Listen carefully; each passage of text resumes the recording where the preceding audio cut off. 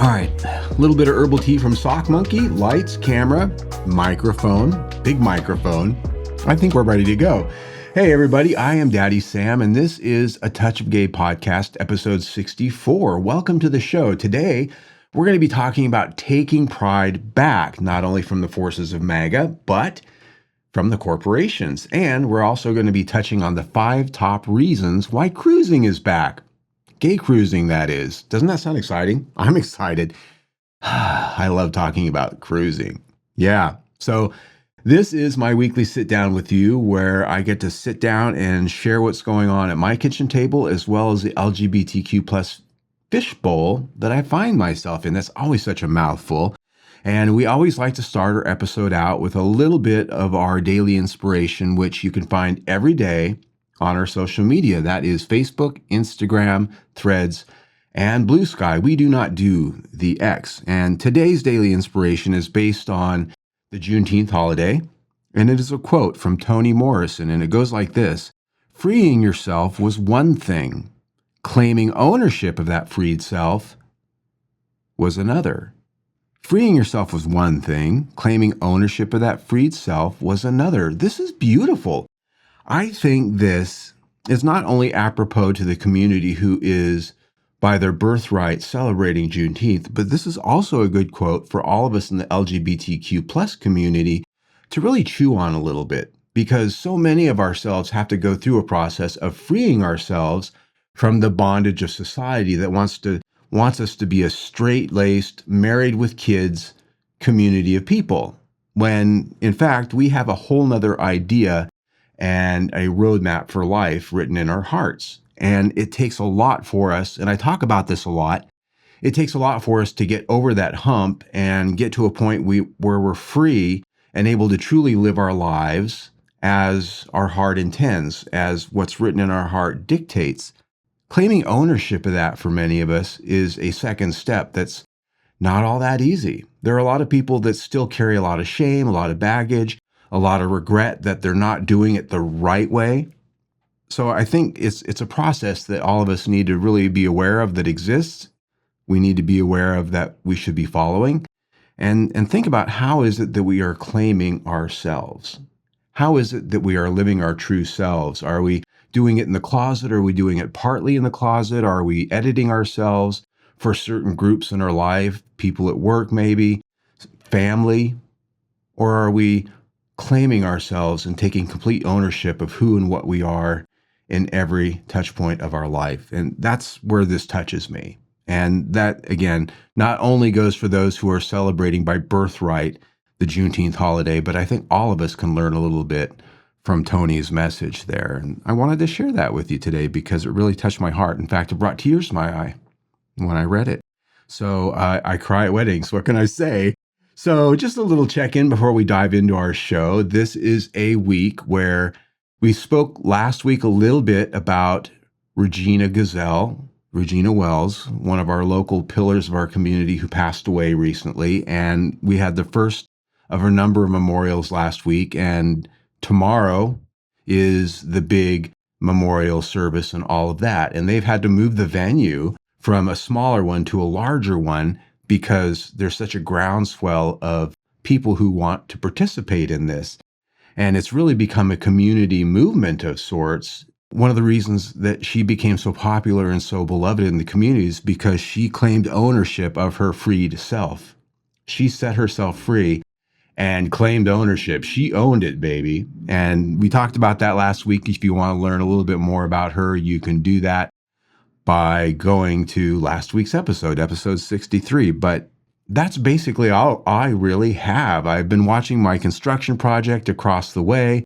It is getting to a point where it's not as exciting to watch anymore. They're done putting together all of the big pieces of the parking garage. The big cranes have left. Now they're just doing finish work.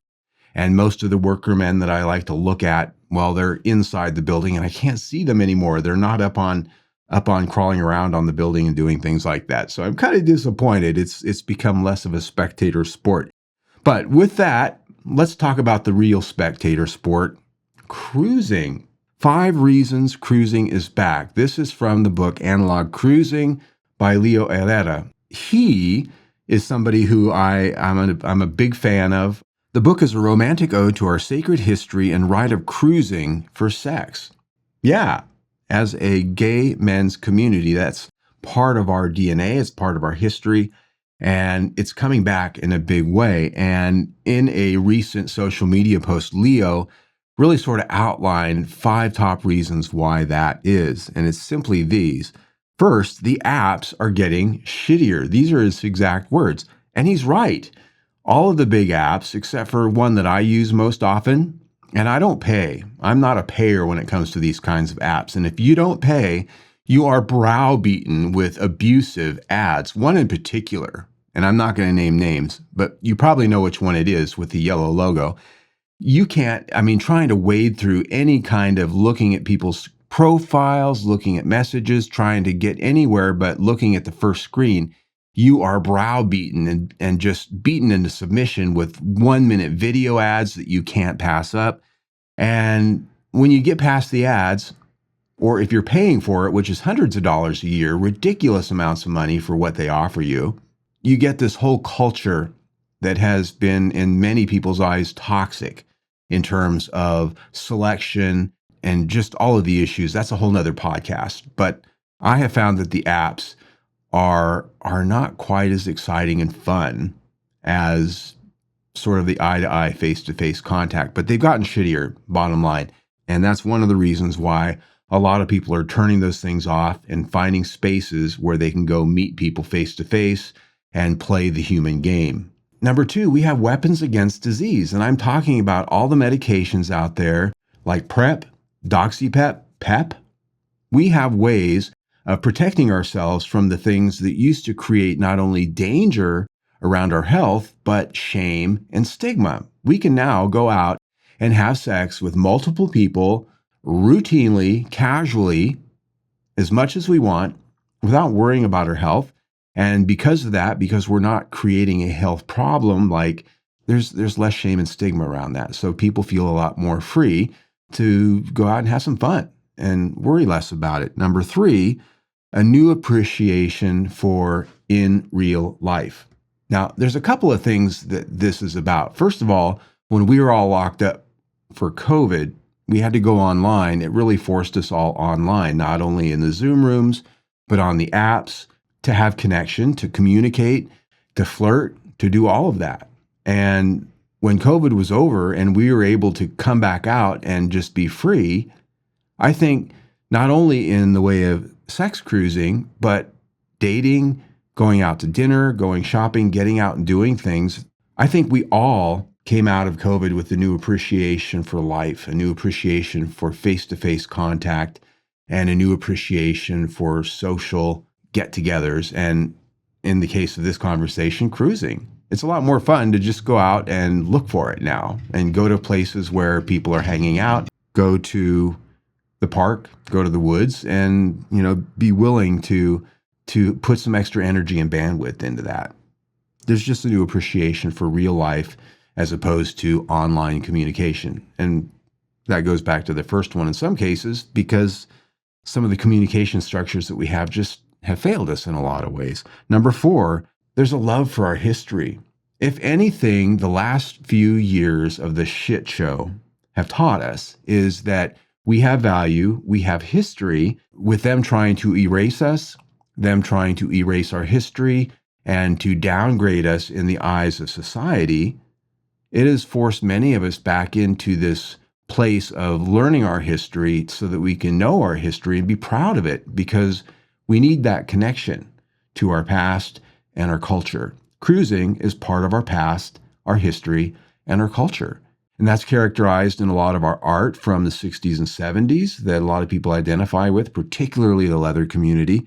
A lot of people are just sort of having a new love for that, and they want to relive those glory days.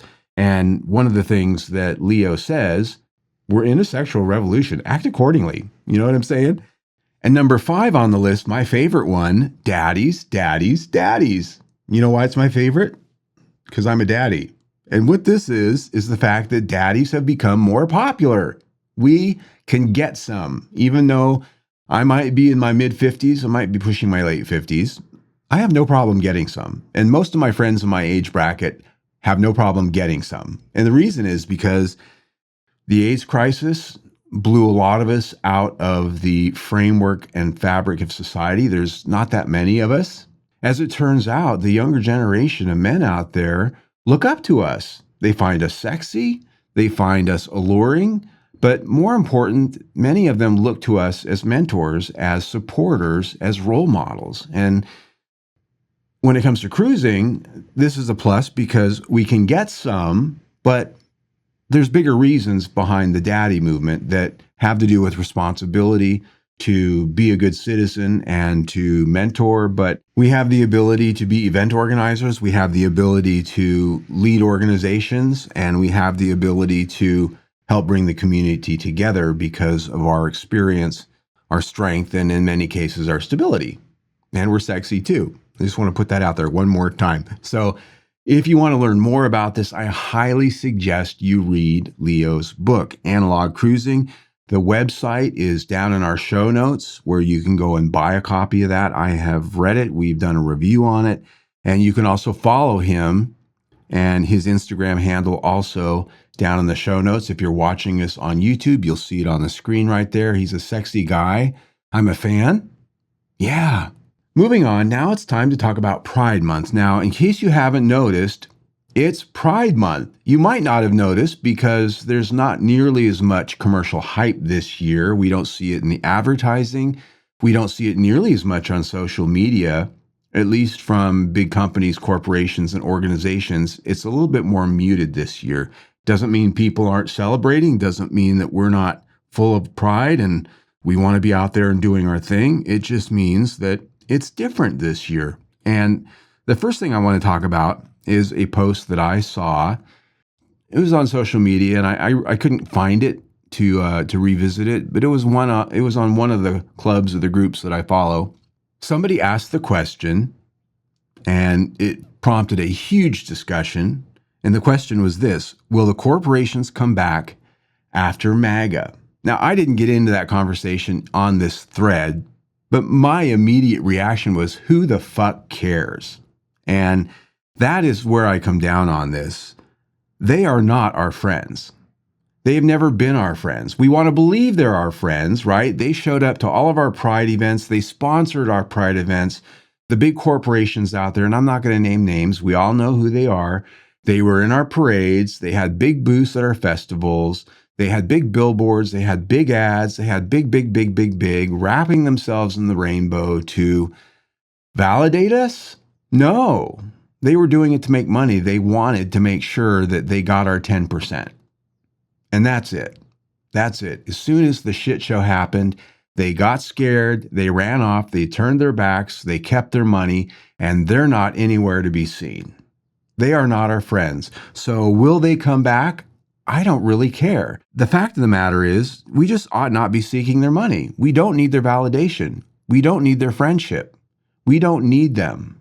Granted, because their money has gone away, a lot of pride organizations, a lot of events around the country have filed for bankruptcy or they've been canceled. Some pride organizations have completely dissolved. The one here in Phoenix just filed for bankruptcy this last month. While they're just trying to work on a new event this year, it's in question whether there's going to be one. The bottom line is we need to reinvent what pride means. We need to reinvent what pride looks like. And this is going to be a transition year for a lot of us. We need to self-fund and self-organize. We need not depend on the corporations to float our boat. We have the capability to raise money and to organize within our own community. We do not need them to get us down the road. I go to enough fundraisers at my local bars. The drag queens, the leather clubs, the service organizations, they raise a lot of money for a lot of our local orgs. There is no reason that we can't do that for a pride festival and a pride parade. There's no reason we can't do that ourselves. We need to restructure a lot of our events so that they don't depend on those tens of thousands, if not hundreds of thousands of dollars that we used to just expect from our fair weather friends. We need to get back to our roots. That's protest. That's advocacy. Pride is about power. It's about unity. It's about progress. It's about advocacy. It's about advocacy. It means that our pride events, our get-togethers, our gatherings need to be educational, they need to be inspiring, they need to be empowering. It was never meant to be a circuit party. And I've got nothing against circuit parties, but most people look at the pride events around the country and all they see is buxom boys dancing in neon. And that's not what pride is. It's not what it was ever meant to be. Those things are fun. Those are great if you want to go do that. But we've let that train get away from us. And it's time to not worry about whether the corporations are coming back after MAGA, because we're assuming there's going to be an after MAGA, but there might not be. There may never be a world like we had 5 or 6 years ago, where we had the kind of support, the kind of open allyship that we used to have from some of the mainstream entities out there. It's not to say that we're not going to get back to that point and maybe go further in progress, but we can't just expect that there's going to be an after MAGA that's going to be utopia. We're going to have to build that. The only way to predict the future is to create it. And we need to bust our ass, organize, self-fund, and change what pride means to most of us. I think to me, it already means all of these things I talked about, but it's time to reset the clock on pride. It's important that we draw that back in, make it our own, and do what we need to do to make ourselves heard, to make ourselves seen, and to educate our own community on what we need to do to protect ourselves and march back forward toward equality. And following up on this, my second story of the podcast today, also about pride, and it's a California county out there in the Central Valley, Fresno County. They rejected pride with a formal vote to make June Traditional Nuclear Family Month. Traditional Nuclear Family Month, because we need that, right? Talk about small dick energy. This last Tuesday, the Fresno County Board of Supervisors voted 3-2 in favor of the resolution, which defines nuclear family as consenting of one husband and one wife, along with children, as God's design. The resolution was introduced by Chairman of the Board, Gary Bredefield, who announced the plan on June 6th, the same day as the Fresno Pride Parade. And the resolution was modeled after similar measures in Republican-led states, including Indiana, Tennessee, and Alabama, that celebrate traditional nuclear family in June. Again, small dick energy. These people are so insecure, they're so small, they're so petty that they have to do these things just to thumb their nose in the face of people who just want to celebrate who they are and get together as a community and celebrate that. Just like Juneteenth or Black History Month, people that have been downtrodden, people that have been stepped on by mainstream society have the right to celebrate, to communicate, to advocate, and to do the things they need to do to build their community and help themselves. The white Christian mainstream community out there does not need to have its own holiday. They don't need to have their own celebration month. They own the freaking world, you know? So small dick energy. That's all I got to say. This is a story from the SF Gate. You can find their website down in the show notes if you want to read the entire story and learn more about that. I just wanted to share that with you because that's how small these people are. And we need to know that as we celebrate our own Pride Month. We're bigger than them. Maybe not in numbers, but when it comes to integrity, morality, and emotional maturity, I think there we are. Yeah. So now our event this month, this is actually sort of a promotion for an event promoter because the event this month is communion. Now, communion, if you're not familiar with it, the website's down in the show notes. It's on the screen. It's spelled a little bit different than the traditional word communion, and it is a sex party, but not just one, hundreds of them all year long, all around the world, mostly in the United States, but you will find them in other parts of the world. And if you go to their website, you will see that almost every day of the week, there are communion events in your local towns where you can go and meet up with men in a wide open cruising space, for lack of a better way of putting it. It's a play party. It's a sex party. Now, some of these are at venues where it's like a warehouse where they have furniture set up. Other times they're at bathhouses or sex clubs that are already built and designed for that. I've been to a few of these parties. They are tons of fun. I should say loads of fun. They're loads of fun. Yeah. So communion is just a sort of a marketing brand that a lot of local people, a lot of local organizations and businesses sign up with to create these themed events. And they're usually very well attended. They're almost always worth the money. And they enable you to go just have a free-for-all, cruise for a variety of men, different body types, every color of the rainbow, and just have a lot of freewheeling fun because of all of those top 5 reasons I talked about at the beginning of our podcast. We're in a sexual revolution. Act accordingly. Just do it. That's it for our episode today, my friends. You can find us on our website, atouchofgay.com. We're on Facebook, Instagram, Threads, and Blue Sky. A Touch of Gay Pod is our handle on all of those.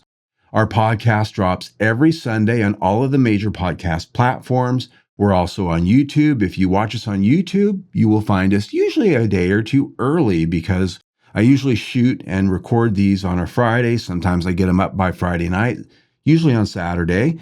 And then the actual audio podcast will land on Sunday on schedule.